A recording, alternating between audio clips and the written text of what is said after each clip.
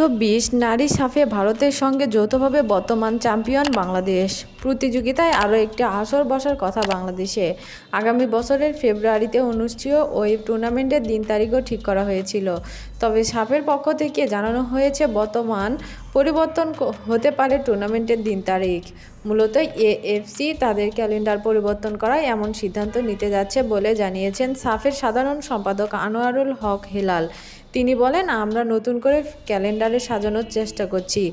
যেহেতু এএফসি তাদের ক্যালেন্ডার তাদের পরিবর্তন করেছে, এ কারণেই আমরা সাফের দিন তারিখ ঠিক করতে পারছি না।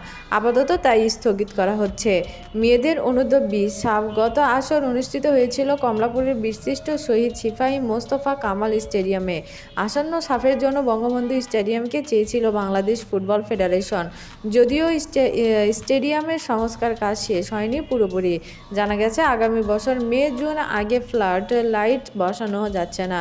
সেক্ষেত্রে টুর্নামেন্ট বাংলাদেশ থেকে সরে যাবে কিনা তা নিয়ে দেখা দিয়েছে সংখ্যা।